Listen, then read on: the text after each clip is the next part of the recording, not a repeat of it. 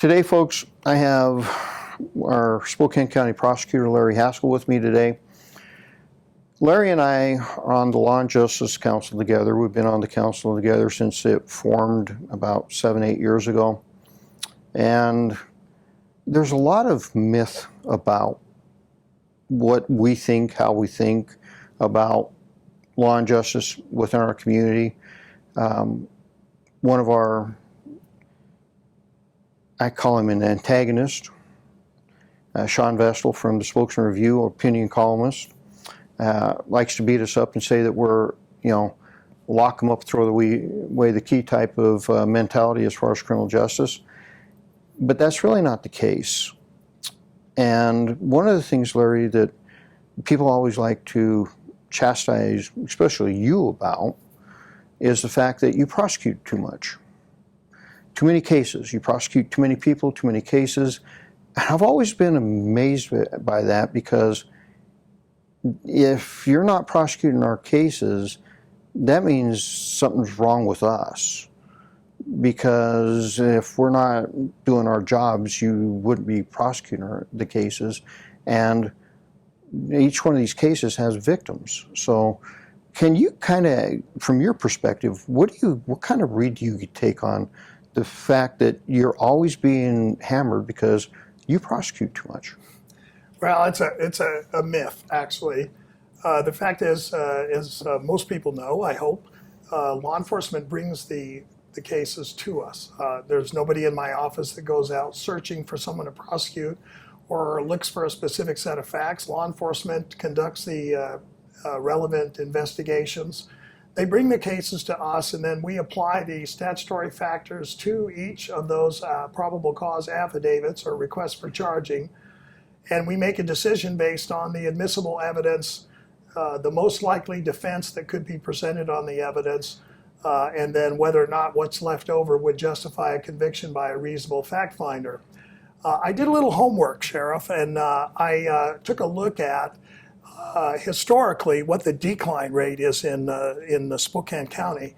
And I took well prior to when I got elected, and historically the decline rate in our county runs about 14 to 15%, which means 85% of the cases that are brought to us by law enforcement are eventually filed.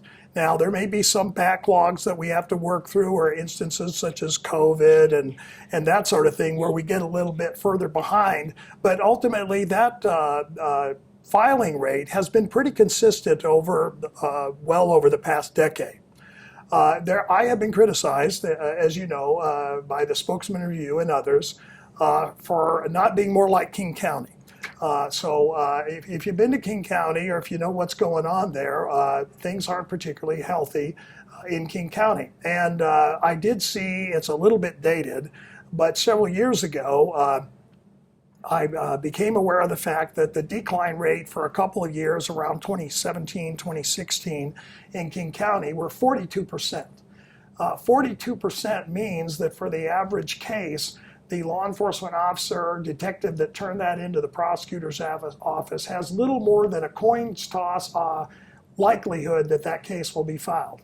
And the important thing to note, and as you pointed out correctly, Sheriff, there's usually a victim on the other side, whether it's a property victim, an assault victim, a rape victim, or possibly a homicide victim whose grieving family is left.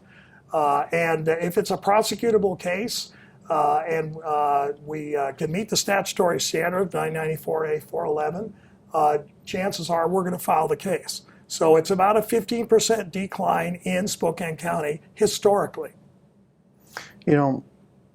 Some people would say, Larry, that some crimes don't have victims. And, I've always been mystified by that, because society can be a victim. And when you're looking at crimes such as urination in public and public nuisance type crimes and things like that, they affect society. They affect our way of life, the fabric of life. And look at your downtown core, Seattle. Nobody wants to go there. I hear that ad nauseum anymore. When do we start rethinking our solutions on this?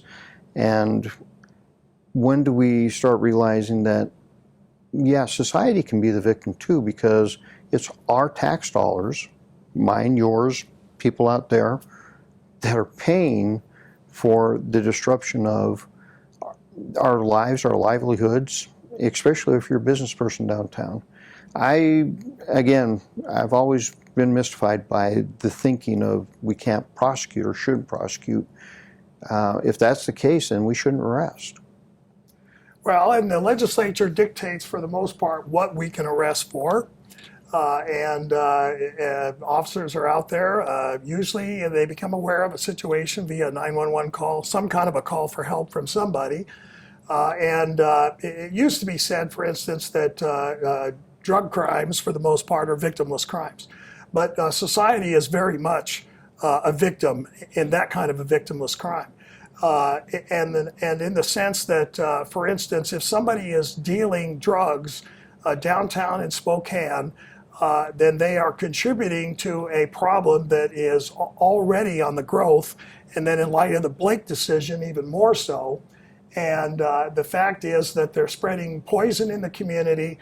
They're creating drug habits and drug addiction, and in some cases, drug deaths directly with some of the pills and some of the concoctions that are on the street.